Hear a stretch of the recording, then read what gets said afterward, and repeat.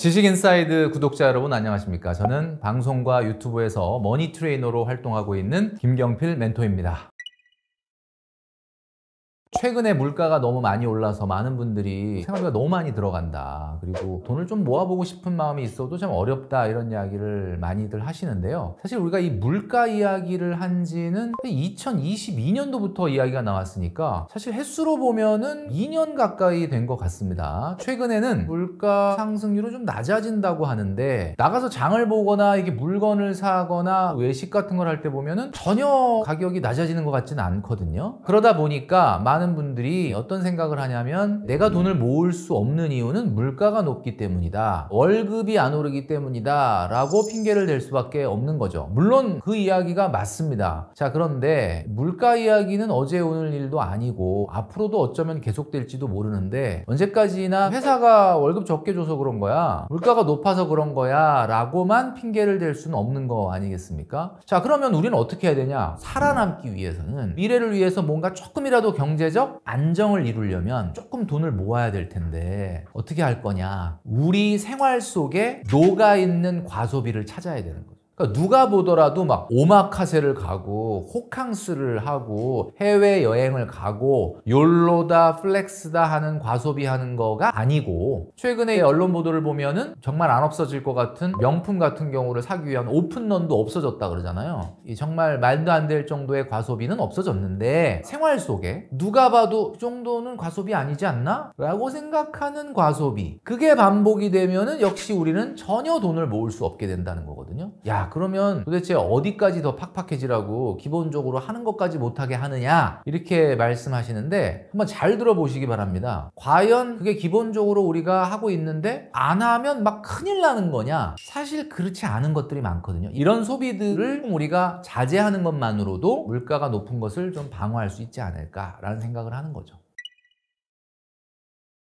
우선은 안 줄이다고 해서 막 큰일 나거나 이런 건 아닌데 조금 줄여보는 게 좋겠다라고 하는 5가지. 구내 식당에서 주로 한 3, 4일 이상 식사를 해보자, 이런 겁니다. 만약에 이걸 반대로 막 외식을 많이 하게 되면은 그 돈이 그렇게 큰 차이가 안 난다고 하지만은 쌓이면 굉장히 큰 돈이 될 수 있다. 그 다음에 무심결에 타는 기본요금 택시. 기본요금 택시가 왜 문제냐면, 장거리는 상관없어요. 근데 이제 뭐 전철 2정거장인데 요거 귀찮은데 이러고 타면은 그런 것들이 또 쌓이고 나면 상당히 클 수가 있다는 거죠. 그리고 이제 커피인데, 하루에 한 잔 정도 브랜드 커피를 테이크아웃 하는 거는 문화입니다. 그건 대한민국에서 소득의 높고 낮은 관계없이 그 정도는 해야 된다고 봐요. 근데 이제 문제는 아침에 한 잔, 점심 먹고 또 한 잔, 오후에 3시쯤 졸려서 한 잔, 또 퇴근하면서 갬성 또 이러고 또 한 잔, 이런 습관이 쌓이면 이게 사실 굉장히 큰 돈이 될 수가 있거든요. 그리고 이제 여러분 주변에 지인, 동료들한테 기프티콘 날리죠. 생일이야? 축하해. 그리고 사실 뭐 커피 한 잔 정도 보내는 건 괜찮은데, 아주 가까운 지인은 아니고 애매한 관계인데 2만 원, 3만 원짜리 기프티콘 가끔 또 보내는 분들이 있거든요. 깜짝 놀래. 이분이 뭐 커피 한 잔도 아니고 왜 이렇게. 이거는 안 된다. 그래서 이벤트 자금은 자기 월 소득의 3% 넘으면 안 돼요. 국룰로 정해져 있는 이벤트 있잖아요. 뭐 엄마 생일, 아빠 생일, 어버이날, 형제나 자매 생일, 자녀 또는 배우자 생일, 그 다음에 베프 생일, 이런 정도를 제외한 그냥 지인, 동료한테 막 2만 원, 3만 원짜리 선물하는 거, 이런 거는 조금 지양하는 게 좋겠다. 그다음에 이제 마지막 5번째로, 계절 바뀔 때마다 여러분 옷 사고 싶죠. 근데 이제 신상 옷을 계절 바뀔 때 사는데, 요거는 조금 경련제로 사는 게 어떨까. 사실 우리가 옷장문 열어보면 입을 옷이 없지는 않을 거예요. 근데 이제 많은 분들이 요즘은 이제 입을 옷이 없다, 뭐 이런 이야기를 많이 하는데, 그러니까 봄옷을 사려고 그러는데 작년 봄옷 샀으면 올해는 그냥 넘어가시는 게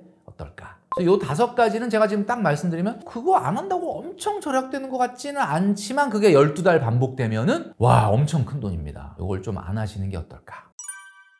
뭐 개인마다 차이가 있어서 딱 뭐라고 얘기할 수는 없겠지만, 저는 지금 제가 말씀드린 내용을 안 한다고 해서 막 금단 현상이 발생하고 막 미칠 정도로 어렵다 이러지는 않거든요. 그냥 습관의 문제이기 때문에 요거만 줄여도 저는 한 3, 40만 원 이상은 절약이 된다. 그러니까 3, 40만 원 정도의 적금을 하나 더 가입할 수가 있는 거고, 1년에 400, 500은 또 가볍게 모을 수 있는 여력이 되지 않을까. 돈이라는 건 이렇게 흩어져 있으면 힘이 약하지만, 하나로 모아서 그게 500이 되고 700이 되고 1000이 되면은 굉장히 강한 힘을 발휘할 수가 있죠. 왜냐면 우리가 200, 300 뭐 할래? 200, 300이면 쓸 생각부터 하지만 500, 700, 1000 그러면 이거 어디다 투자하지? 이런 생각을 하잖아요. 그러니까 이런 생활에서 습관 하나만 고치고 시간이 흘러가도 사실은 굉장히 큰 금액을 만들 수 있는 시드머니가 된다는 거를 여러분들이 꼭 기억을 하시면 좋겠습니다. 사실 우리가 생각보다 습관을 만들어서 조금 덜 써보자 라고 하면은 바로 드는 생각이 야 내가 그 정도도 못하냐 하면서 굉장히 불편해질 거다 라고 생각을 하는데, 불편해진 만큼 통장이 두둑해지는 것을 보면서 만족을 느끼는 습관을 가지면 되는 거예요. 예를 들면 그것을 대체한다라는 거는 저는 이렇게 봅니다. 아까 멘토님이 얘기해 주신 거 보니까 그 정도의 습관만 고쳐도 한 달에 한 3, 40, 4, 50을 저축할 수 있다고요? 그럼 한번 절약해 본 다음에 3, 40, 4, 50이 절약되는지 보자 이렇게 하지 마시고 그냥 먼저 4, 50을 저축을 하세요. 누울 자리를 치워버리게 되죠. 누울 자리가 있으면 사람은 발을 뻗고 싶은 심리가 있는 거 아니겠습니까? 오히려 발을 뻗을 수가 없잖아요. 그러니까 먼저 저축을 하고 그거에 맞춰서 소비 습관을 한번 고쳐보자. 실패하더라도 중간에 포기하더라도 안 시도해본 것보다는 훨 나을 거예요. 그러니까 그거를 좀 해보시고, 대체를 한다는 건 예산을 만들고 먼저 저축을 해서 이 습관이 계속 유지될 수 있도록 본인한테 한번 실험을 한번 해보자, 이렇게 말씀드리고 싶습니다.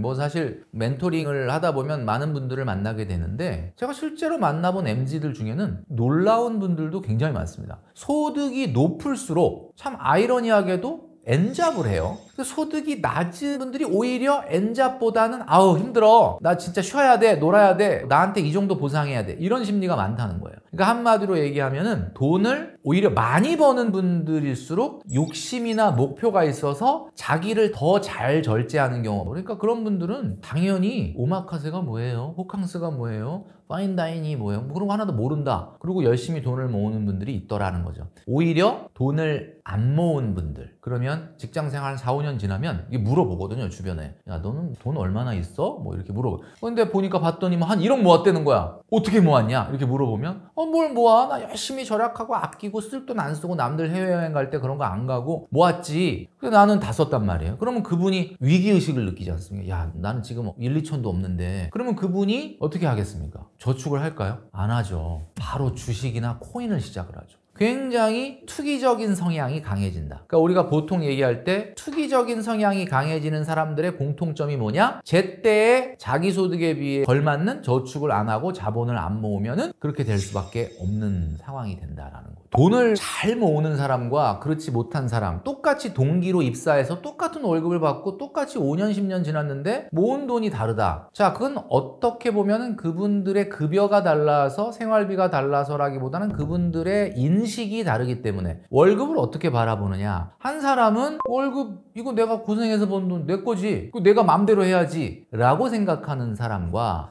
내가 벌었지만은 이 돈이 월급이라는 것이 무한한 게 아니구나, 그러니까 일단은 저축을 좀 하자, 이런 어떤 인식의 차이가 사실 월급이 공금이냐 아니면 완전 100% 내 거냐의 차이에 따라서 미래가 달라지는 거죠. 우리 직장인들이 갖는 평상시의 답답함, 우울감, 이런 심리적인 문제는 어디서 오느냐? 사실 오늘 내가 당장 하고 싶은 걸 못하고 돈 좀 펑펑 쓰고 싶은데 오늘 막 소비를 못하고 그래서 좌절감이 생기는 게 아니에요. 잘 보면 그 좌절감이 어디서 오냐면, 가만히 있어봐, 내가 지금 이 상태로 계속 가면 5년 후, 10년 후에도 전혀 상황이 안 달라지겠네? 라는 생각 때문에 오늘 좌절감이 오는 거죠. 그러니까 제가 좀 전에 말씀드렸던 것처럼 월급은 공금이라고 생각하고 그래도 그나마 남들 보기에는 작은 돈이라고 생각해도 조금 모아서 자본을 늘려가는 사람과, 이거 내가 지금 나 힘들었으니까 나한테 보상할래, 그리고 다 쓰는 사람의 가장 큰 차이는 심리적으로 지금 한 사람은 자꾸 쓰면서 근데 왜 이렇게 불안하지? 한쪽은 지금의 소비를 약간은 절제하는데 뭔가 통장에 돈이 좀 늘어난단 말이야? 저는 그분들이 앞으로 할 수 있는 가능성의 차이는 엄청나게 다를 수 있다, 이렇게 말씀드릴 수 있죠.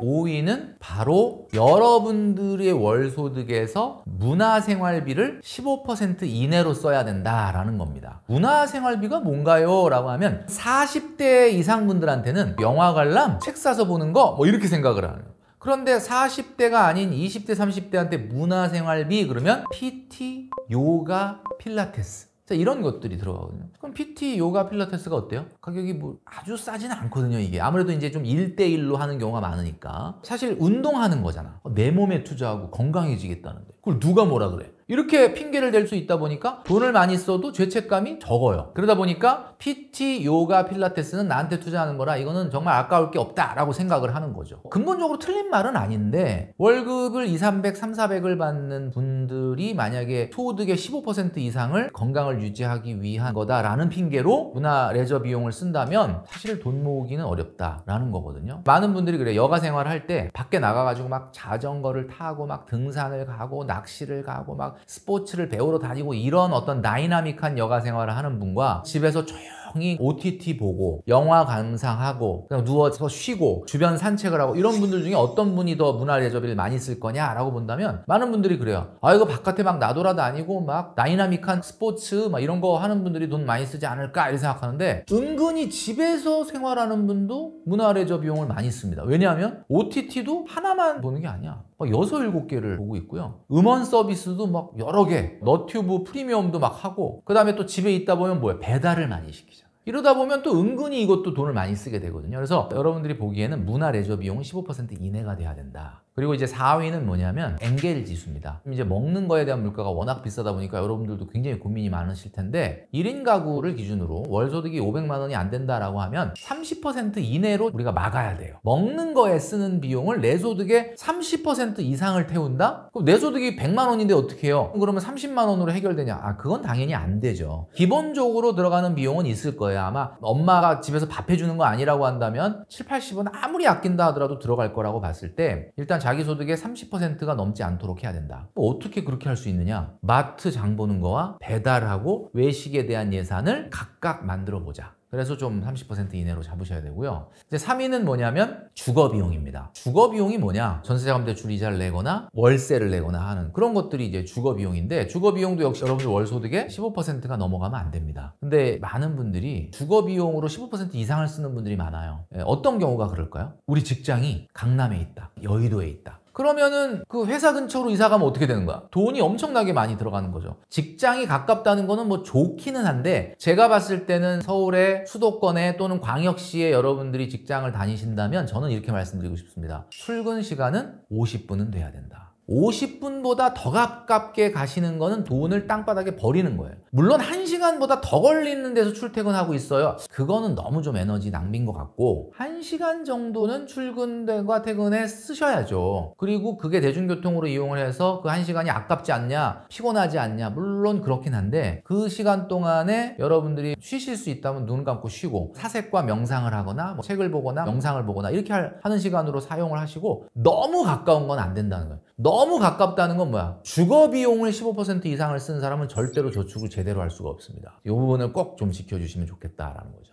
2위는 바로 여러분들이 1년에 여행에 얼마를 쓰느냐인데요. 제가 가이드를 드리자면 여러분들의 연소득의 5% 넘어가면 안 됩니다. 그럼 그 얘기 무슨 얘기냐? 월급이 400만 원 정도를 타는 사람이다. 그러면 절대 200만 원 넘어가면 안 돼요. 사실 500만 원 정도를 1년에 여행 경비로 쓸 수 있으려면 연봉 1억은 돼야 됩니다. 자, 그렇게 따진다면 야, 이 기준이 너무 팍팍한 거 아니냐라고 말씀하실 수 있겠지만 사실 여행이라는 게 우리가 365일 중에 며칠이나 여행 기간이죠. 뭐 많아야 뭐 일주일 열흘인데 그 일주일 열흘에 여러분들의 12분의 1, 12달 받는 월급에 막 한 달 월급을 태워버린다? 저는 그거는 아니라고 봅니다. 그러면은 월급 3, 400 받는 분도 1년에 200만 원 이상은 여행 경비로 못 쓴다 그러면은 언제 유럽 여행 가냐라고 말씀하시는 분이 있는데 유럽 여행 우리가 매년 가는 건 아니잖아요. 평생 유럽 여행 뭐 솔직히 한두 번 아니겠습니까? 그렇다면은 그거는 그 경비를 세이브했다가 계획을 해서 가야 되는 거죠. 그러니까 여행이라는 거는 일상을 탈출하는 즐거움이잖아요. 일상이 쌓여야 여행을 가는 거지 뭐 맨날 그렇게 여행 짐을 싸시면은 그게 뭐 일상을 탈출하는 겁니까?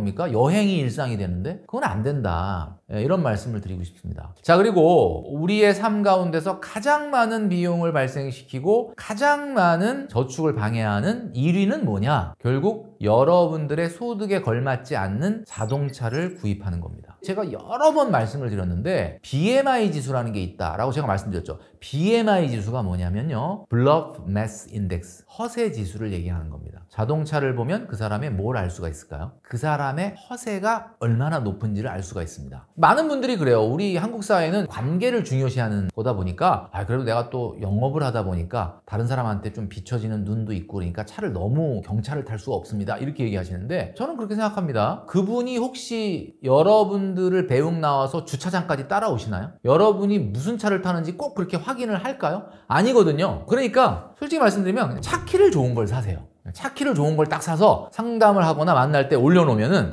차 키 굉장히 좋은 거예요. 그러나 뭐 차는 확인 안 합니다. 여러분, 자신의 월 소득의 6개월 정도 되는 차를 타는 게 딱 맞다. 그러면 월급이 내가 500만 원이다. 그러면 얼마예요? 3천만 원짜리 차 타면 돼요. 400 이하는 좀 안 샀으면 좋겠고요. 400 이상부터 사는데 굳이 사야 된다면 6개월 정도의 차를 타라. 근데 지금 대한민국 사람들 만나보면 6개월이 아니라 자기 소득에 막 1년치 차를 뽑는 거야. 그러면 여러분들 월 소득에서 교통비가 15% 20% 나가거든요. 아니 그냥 딱 생각해 보세요. 내 월급을 받아서 15% 20%의 교통 비용을 쓰는 사람이 돈을 모을 수 있겠습니까? 차를 샀는데 이 차를 고이고이 아껴 타려고 모셔만 놓고 안 탄다. 그럴 수 있습니까? 그리고 차를 탔는데 타고 어딜 가. 돈 안 쓸 수 있습니까? 안 되거든요. 그래서 여러분, 기본적으로 BMI 지수가 6개월 이내로 들어오도록 노력을 하셔야 된다라는 이야기입니다. 자, 제가 지금 5가지를 말씀드렸는데 이 5가지는 어때요? 요건 좀 빡세죠? 왜냐면 이미 사버린 차 어떡하냐? 이미 전세 얻은 거 어떡하냐? 2024년도에 또는 2025년도에 이사 가실 때 바꾸면 되지 않습니까? 그리고 차라는 건 말이죠, 차 번호만 입력하면요 제대로 된 가격을 받아줍니다. 그렇기 때문에 여러분들이 용기를 내셔야 돼요. 여러분들의 미래를 바꾸려면 여러분들이 행동에 옮겨야 되는 겁니다. 머릿속으로는 끄떡끄떡 하시죠. 지금 진짜 맞는 얘기다. 근데 여러분들이 맞는 얘기인데 행동은 안 해. 그러면 미래는 안 바뀌는 거죠. 여러분, 살면서 삶이 팍팍하다라고 많이 느끼시죠? 그런데 우리가 살아가는 용기, 그건 어디서 나올까요? 돈이 많은 사람은 또 돈이 많은 사람대로, 적은 사람은 적은 사람대로 다 힘들다고 하잖아요, 요즘 세상에. 근데 그 사람들이 오늘을 살아가는 힘은 어디서 나올까요? 바로 희망에서 나옵니다. 어떤 사람도 오늘 아무리 힘들어도 내일은 좀 나아지겠지, 다음 달은 좋아지겠지, 내년이면 괜찮아지겠지라는 희망이 없으면 오늘 단 하루도 살아갈 수가 없는 겁니다. 자, 그렇다면 여러분이 그 희망을 만들어내려면 어떻게 해야 되죠? 신용카드를 들고 나가서 맛있는 걸 먹고 갖고 싶었던 걸 사고 가고 싶었던 데를 가잖아요. 오늘은 기쁩니다. 그런데 그걸 하는 순간 미래의 희망은 어때? 본인도 알걸요? 그걸 자꾸 하면서 오늘 인스타그램에 굉장히 멋진 사진들을 올리면서 그런데 내일은, 다음 달은, 내년은 힘들어지겠구나. 이거 본능적으로 알거든요. 그 행동을 멈추고요. 제가 오늘 말씀드린 대로 오늘의 기쁨의 순간은 조금 덜 하더라도 저축이라는 걸 조금이라도 해보기 시작을 하면 뭔가 그림이 그려지기 시작.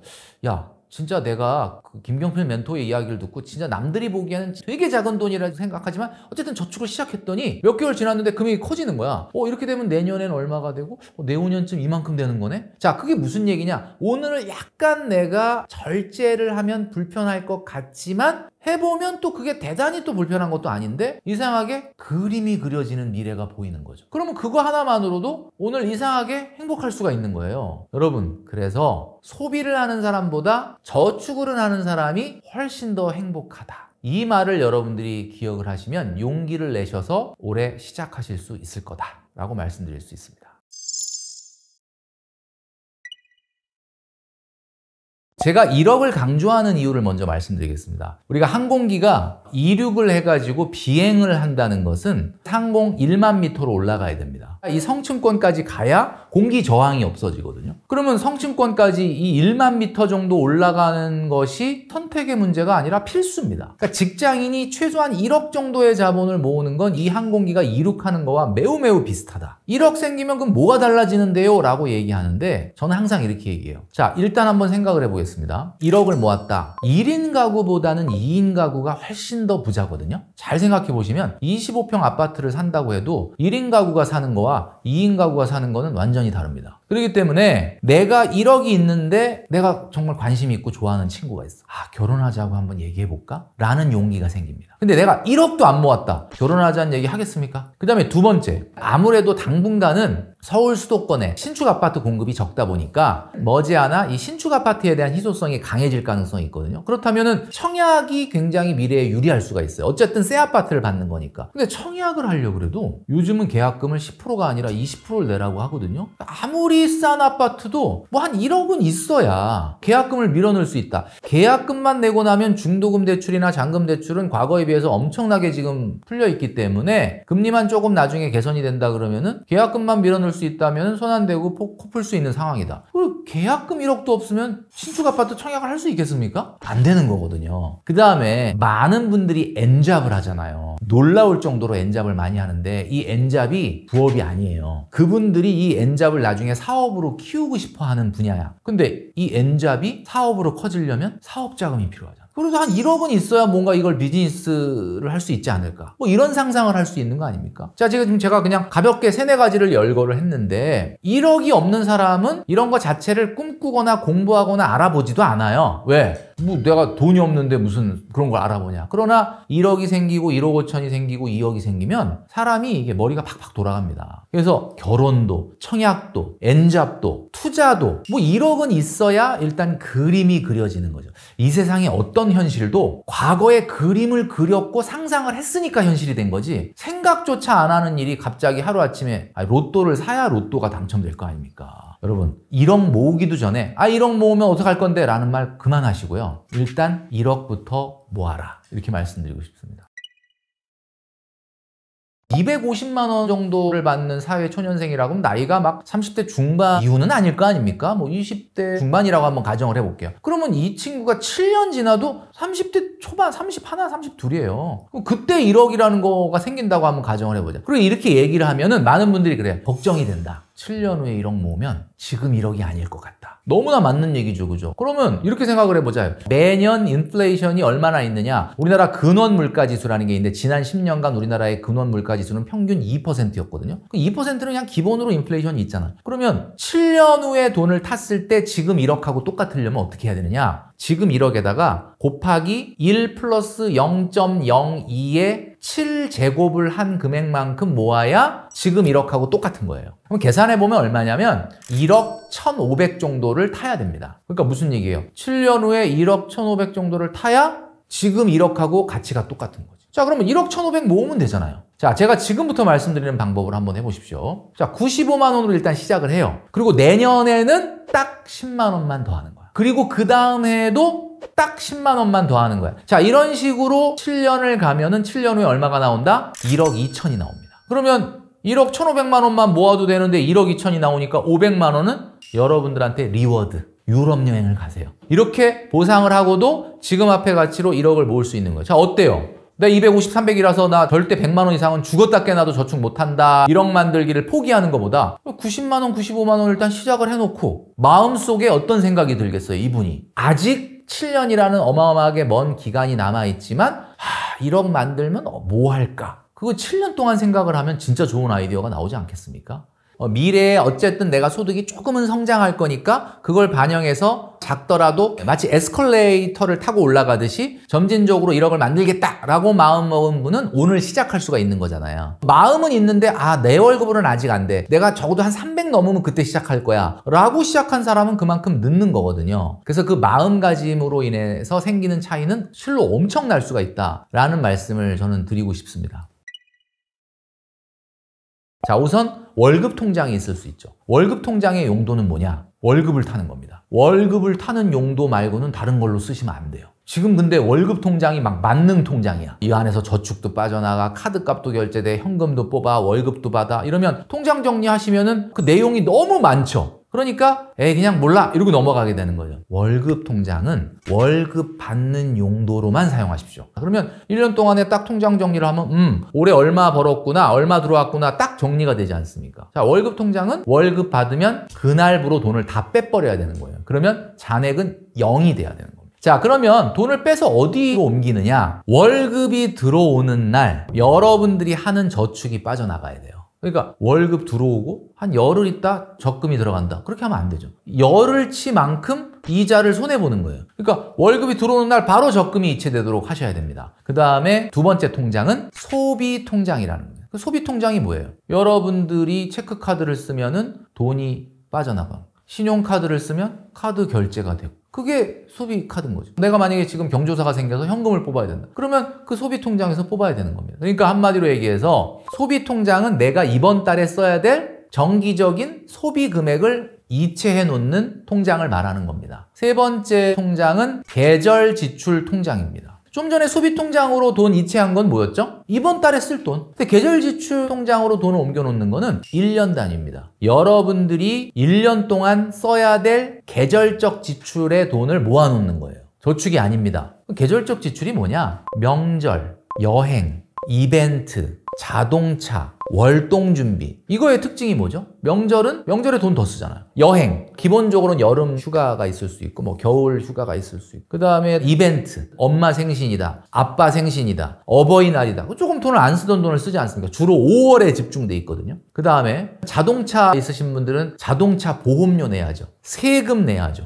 그 다음에 11월 달에 뭐 해요? 겨울 준비해야죠. 뭐 패딩도 사고 코트도 사고. 자, 이런 계절적인 지출만 모아놓는 통장이 계절지출 통장입니다. 그러니까 계절지출 통장에다가 12분의 1만큼을 매달 송금을 하셔야 되는 거예요. 근데 요거보다 한 가지를 더 만들어 놓자면 갑자기 현금을 많이 쓰게 될 일이 생길 수도 있으니까 약간의 예비 자금을 보관하는 통장이 필요해요. 저수지 통장. 저수지 통장이 예비자금 통장입니다. 그러니까 월급의 한 달치 정도는 이렇게 현금으로 좀 들고 있으면 좋겠다. 그래서 시골 가보시면 여러분 아시겠지만 저수지 있잖아요. 비가 많이 올 때 가둬놨다가 가물 때 꺼내 쓰는 거죠. 근데 이거는 공금이니까 만약에 뽑았으면 여유 있을 때 다시 채워놓으셔야 돼요. 왜냐하면 월급에서 상당 부분의 저축이 빠져나간다. 내가 이 영상 보기 전엔 생각 안 했는데 김경필 멘토님이 얘기하는 거 보고 막 무리해가지고 1억 만들기 저축을 했다. 그럼 쓸 돈이 확 줄어들잖아요. 그럼 쓸 돈이 확 줄어든 돈을 불편함 없게 쓰려면 어떻게 해야 돼요? 같은 돈을 쓰더라도 가치 있게 써야 되는 거예요. 같은 돈을 가치 있게 써야지 적게 쓰더라도 그 전에 느꼈던 만족을 느끼지 않겠습니까? 그러려면은 당연히 회계 처리가 분명해야 된다. 그 얘기는 무슨 얘기냐면 월급 통장, 소비 통장, 계절 지출 통장을 나누듯이 소비 통장 안에서도 예산이 있어야 돼요. 그러니까 예를 들면 똑같은 식대라고 하더라도 식생활비 100만 원 이거보다는 마트에서 장 보는 비용 60만 원, 외식 20만 원, 배달 20만 원 이렇게 예산을 세웠다고 생각해 보세요. 그러면 마트에서 장 보면서 배달을 시키면서 이번 달에 배달 예산 얼마 남았지? 이렇게 쓰게 되면은 똑같은 돈을 쓰더라도 훨씬 더 효율적으로 쓸 수 있는 거예요.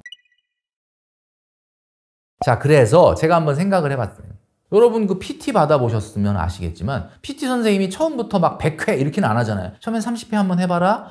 되면 한 40회 해보자. 이렇게 되잖아요. 저축도 그렇게 하면 어떨까? 그러니까 처음에는 시작은 좀 가볍게 하는 거예요. 그래서 128만 원을 하는 거야. 그럼 물론 128만 원도 하기 어려운 돈이긴 하지만 155만 원 이야기 들었다가 128만 원 그러면 그건 조금 약해 보이지 않습니까? 그럼 128만 원을 하고 내년 1년이 지나면 딱 10%만 더 하는 거예요. 12만 8천 원만 적금을 하나 더 드는 거야. 그렇게 하면은 그 12만 8천 원 정도만 매년 이렇게 증액을 하고 나머지 4년을 가면은 요게 또 정확하게 1억이 되거든요. 그러니까 제가 말씀드리는 건 뭐냐? 뭐 금액의 숫자가 중요한 게 아니라 처음에는 좀 가볍게 시작을 했다가 조금씩 증액을 하는 것은 어떻게 보면은 여러분들이 포기하지 않고 갈 수 있게끔 하는 방법이다. 자, 그래서 어떻게든 시작을 하고 점진적으로 조금씩 증액을 하는 플랜으로 1억을 만들어 보자. 그러면 여러분들은 하루하루 힘든 날이 있을지언정 그 1억을 생각하면서 뭔가 자존감이 올라갈 것이다 라는 말씀을 드립니다.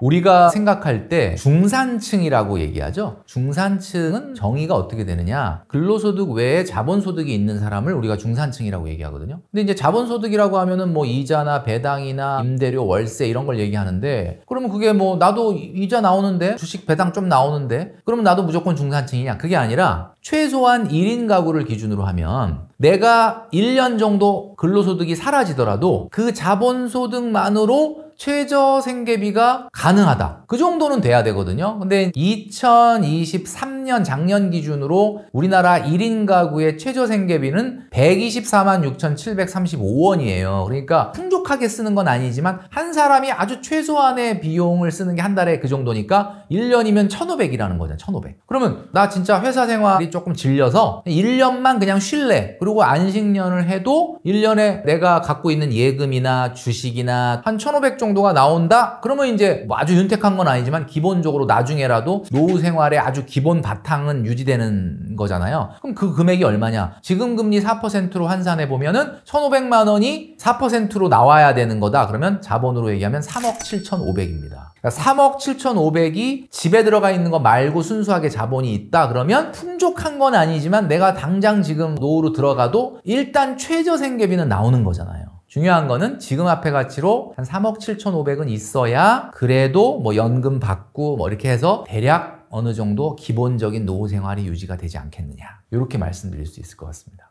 자, 5, 60대 늦었다 라고 생각할 수 있지만 근본적으로 내가 원하는 생활비가 난 가만히 있어도 뭐 연금하고 뭐 예적금, 주식, 배당 이런 거에서 나와서 따박따박 나온다. 아, 그러면 좋겠죠. 그런데 그런 컨디션이 되는 사람이 과연 얼마나 되겠느냐. 자, 그렇다면 결국 우리가 지금 준비를 여태까지 제대로 못했는데 갑자기 이거 인생 역전을 하는 노후 준비는 뭐가 있느냐. 자, 역전을 생각하는 게 가장 위험한 거거든요. 바로 위험한 투자를 한다는 거죠. 한마디로 얘기를 해서 노후에는 위험 자산의 편입 비율이 높아져서는 안 된다. 왜냐하면 복구가 불가능해요. 그래서 중요한 거는 관점을 바꾸셔야 돼요. 여러분들의 노후 준비는 재테크가 차지하는 비중은 30% 이내입니다. 결정적인 메인 70%는 따로 있습니다. 그것은 여러분들이 얼마나 건강하게 사회생활을 이어갈 수 있느냐. 이게 바로 노후 준비의 가장 핵심이거든요. 자, 그런데 여러분, 지금 우리나라는 내년 2025년도가 되면 초고령 사회로 진입을 한다고 합니다. 초고령 사회는 대한민국 인구의 20%가 65세 이상이라는 거예요.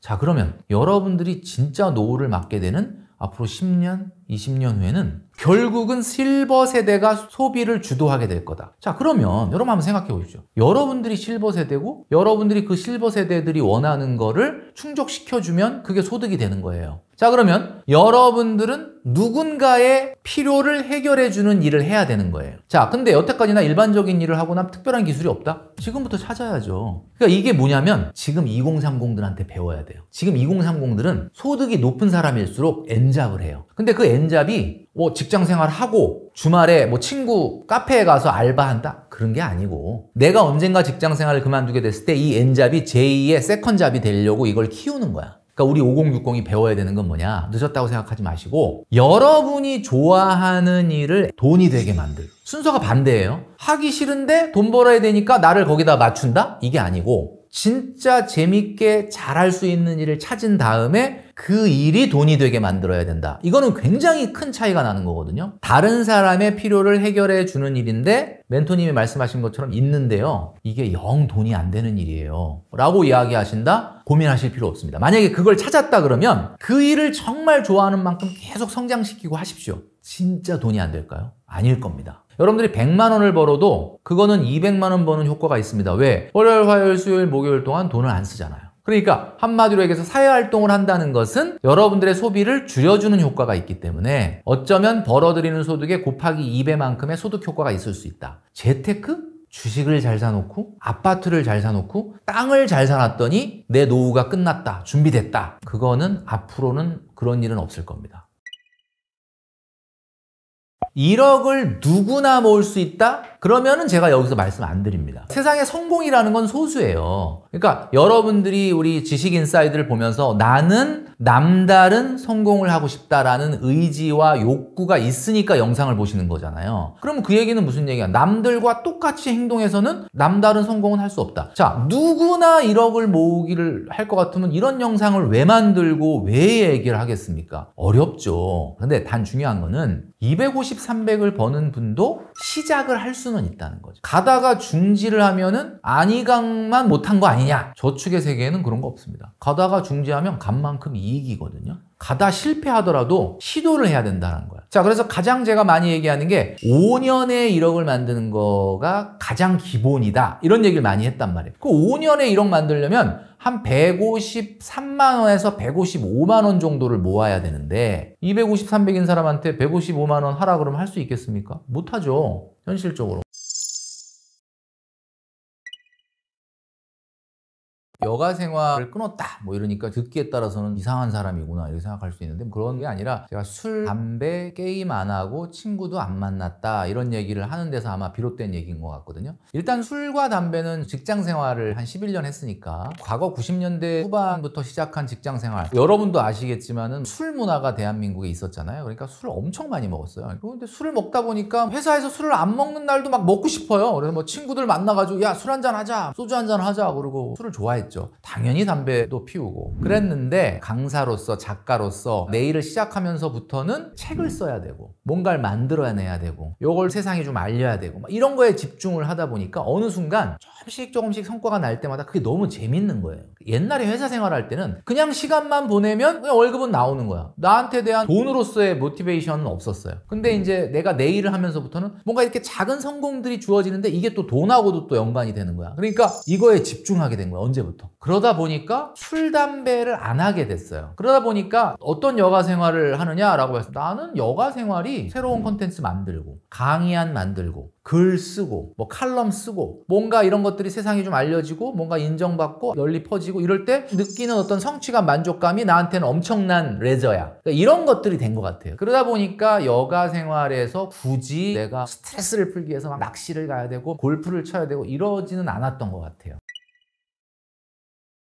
우리가 여가 생활은 두 가지 중에 하나예요. 뭔가를 즐길 거리, 재미를 찾는 게 하나가 있고 또 하나는 성취를 찾는 게 하나가 있어요. 우리가 등산을 간다 그러면 등산은 힘들어요. 산을 올라가는 게 얼마나 힘듭니까? 근데 이거 왜 올라가나 힘들어 죽겠는데 내가 미쳤지 왜 따라왔나 이러잖아요. 근데 일단 딱 올라가고 나면 진짜 묘하게 성취감이 생겨. 와, 이런 게 내가 올라온 이유였구나 이런 걸 느끼지 않습니까? 이런 여가 생활은 재미라기보다는 성취를 추구하는 거잖아요. 이런 게 하나가 있고 또 하나 핫플레이스를 간다. 한마디로 인조이라고 하는 거는 나는 가만히 있는데 야 너가 나 좀 즐겁게 해봐. 엔터테인인 거죠. 오락. 물론 그런 것도 좀 추구를 해야 될 거는 있어요. 근데 너무 이것만 추구하면 돈도 많이 쓰고 남는 게 없는 거예요. 그런데 우리가 이번 한 달은 이 책을 읽고 한번 서로 토론을 해보자. 그 다음에 어떤 영화를 보고 이 영화에 대해서 한번 토론을 해보자. 그 다음에 뭐 등산을 가보자. 뭐 국토 종단을 가보자. 이런 것들은 너가 나를 즐겁게 해봐가 아니라 나의 고통을 좀 넣어서 뭔가를 성취할 때 오는 기쁨을 느끼는 거예요. 그러니까 여가 생활의 밸런스를 가져라. 그 밸런스가 무너지면 우울해져요.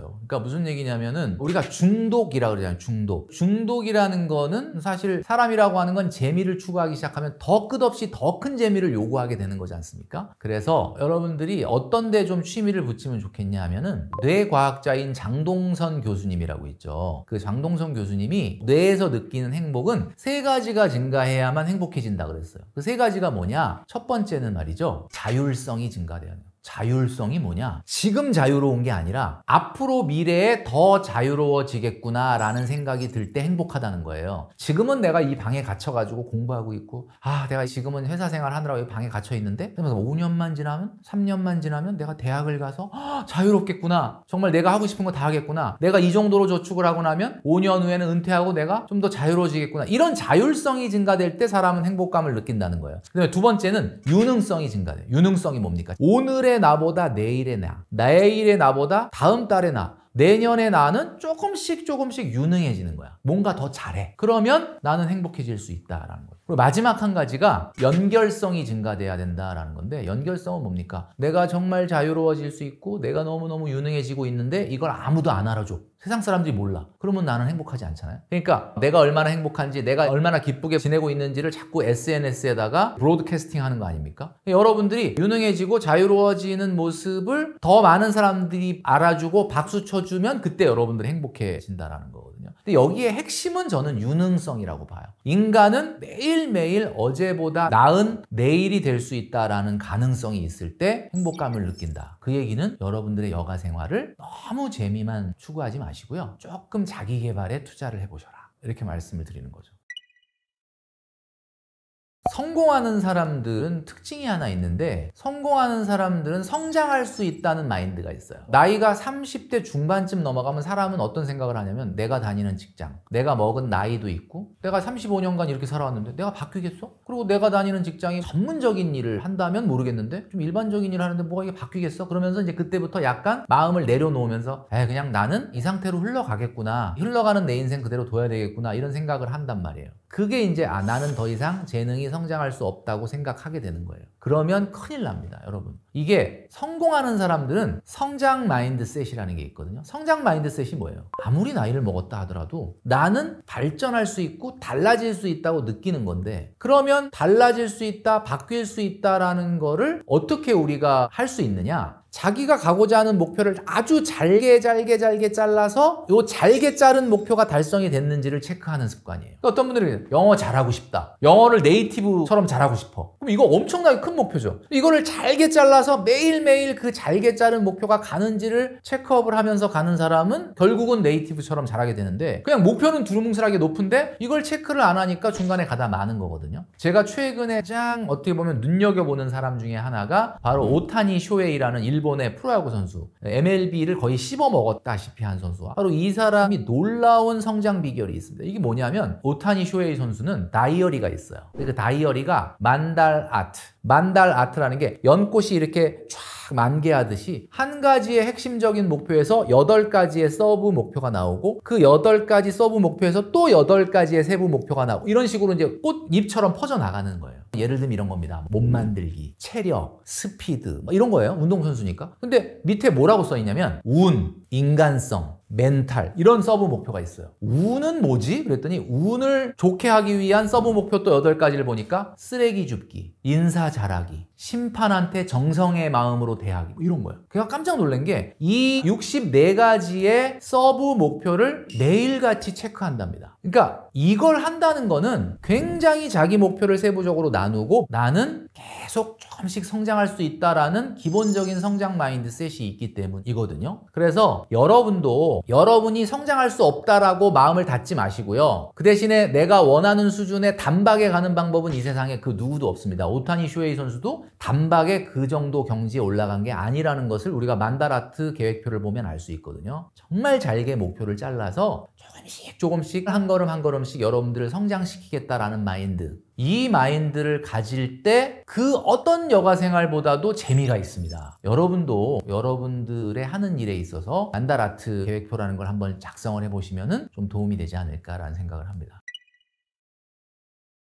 저는 경제활동을 30년 가까이 하다 보니까 최근에 깨닫게 되는 건, 결국은 내가 어떻게 성장해 왔느냐는 내가 누구를 보고 누구에게 자극을 받고 영향을 받으면서 오느냐로 결정된다. 제가 우연치 않게 교회 모임을 나가게 됐는데 나이가 저보다 다 10살 이상 많으신 분들인 거예요.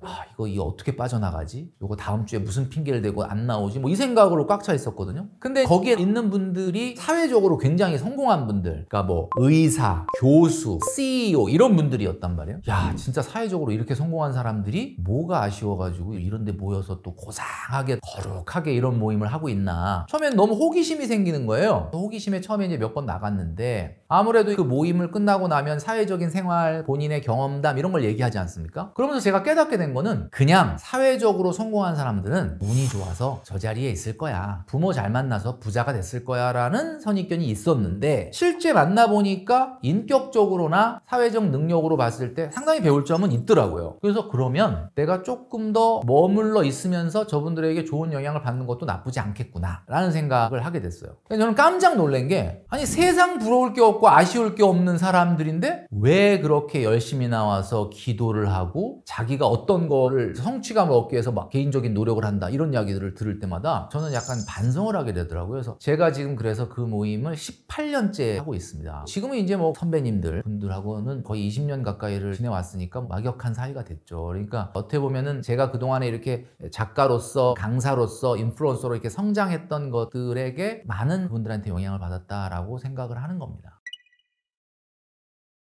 지금 제가 50대가 넘어섰는데 자산이 30억 있다, 50억 있다 라는 것보다 사실은 20대, 30대가 1억, 2억 모은 게 더 대단할 수 있거든요. 왜냐면 저는 앞으로 갈 수 있는 연료 게이지의 연료가 얼마 안 남아 있는 거고, 거고 20대 30대다 그럼 연료 게이지가 뭐 소위 말해서 만땅인 거잖아요. 그러니까 사실은 앞으로 여러분들의 미래는 여러분들이 앞으로 어떻게 하느냐에 따라 달라질 수 있습니다. 그러니까 저는 오히려 어떻게 보면은 가능성 면에서 봤을 때 난 지금 뭐 모아놓은 돈도 별로 없고 아직은 내가 정말 초라해요가 아니라 여러분들은 가장 많이 가지고 있는 게 여러분들의 시간과 가능성을 가지고 있는 거죠. 그러니까 저는 이제 경제활동이라는 게 인플루언서로서는 정년 없는 거 아니냐라고 얘기하지만 노력은 하겠지만 그게 뭐 완전히 정년이 없진 않을 거란 말이죠. 그러니까 하루하루가 저한테는 굉장히 소중한 시간이다라고 생각을 하고 보내고 있다라는 말씀을 드리고 싶습니다. 20대로 돌아간다면 가장 먼저 무엇을 할 것이냐, 뭐 누구나 다 하는 후회겠지만 조금 더 나를 발전시킬 수 있는 공부를 조금 더 열심히 할 걸. 물론 뭐 공부라는 거는 평생 하는 거긴 한데 20대 때 하는 공부랑 40대 50대 하는 공부는 다르잖아요. 그러니까 그때 조금 더 나를 발전시킬 수 있는 공부, 그 공부가 꼭 내가 하는 일에 사용이 되는 일이 아니라 하더라도 공부라는 것 자체는 인생에 있어서 상당히 많은 영감을 주는 거지 않습니까? 그러니까 그런 걸 조금 더 열심히 하고 싶지 않을까, 이런 생각을 합니다. 간단하게 얘기하면 성장하는 것보다 더 재밌는 건 없어요. 그러니까 이 세상에 제일 재밌는 일이 사실 돈 버는 일이거든요. 근데 물론 성장한다고 그 성장하는 만큼 돈이 된다는 건 아닌데, 사실 제가 작년에 엄청나게 바빴거든요. 아마 태어나서 제일 바빴던 것 같은데, 얼마나 바빴냐면 여름 휴가를 저 빼놓고 가족들이 갔어요. 나는 그 스케줄 3박 5일을 낼 수가 없어서.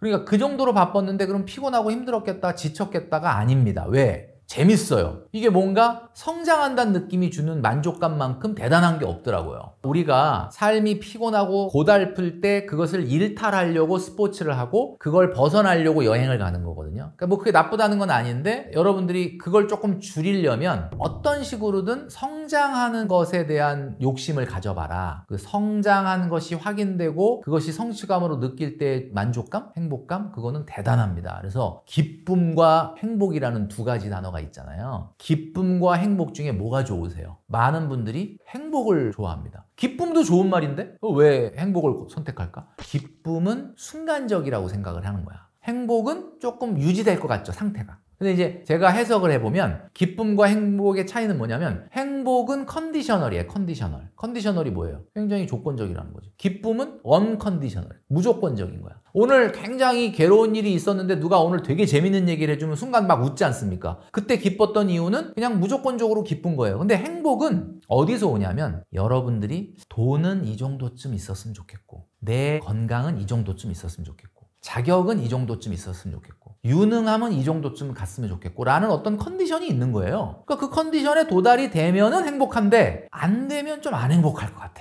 그러니까 어떤 조건적인 것이 행복이라는 거거든요. 근데 여러분들이 원하는 건 행복이라면서요. 그러면 조건에 닿으려면 어떻게 해야 돼? 매일 조금씩 스텝 바이 스텝으로 거기에 다가가야지 행복에 접근하는 거죠. 근데 분명히 입으로는 행복을 원한다고 해놓고 뭔가 매일매일 성장하고 발전하는 건 없으면서 신용카드를 가지고 나가서 자꾸 기쁨의 순간을 만들면 자꾸 행복에서 멀어지는 거 아닙니까? 그러니까 간단해요. 기쁨도 추구해야 되고 행복도 추구해야 되는데, 여러분이 진정으로 원하는 것은 행복 아닙니까? 어느 정도 자격이 되는 것을 원하는 거 아니에요? 성시경 씨가 일식집에 가가지고 스시 한 점을 딱 입에 넣고 눈을 딱 감고 엄청 기름지고 맛있네 라고 얘기를 안 하고 딱 먹고 이런 분위기에서 이런 걸 먹을 수 있다는, 이런 분위기가 너무 좋다, 이렇게 얘기했거든. 이게 무슨 얘기냐? 결국 기쁨이 아니라 행복을 느끼고 있는 거예요. 내가 이 정도의 스시집에 와서 먹을 수 있는 자격이 되는 사람이야, 이거를 느끼고 있는 거거든요. 여러분들도 아마 행복을 추구하신다면 여러분들이 생각하는 일정 수준의 자격으로 나아가셔야 되는 거죠.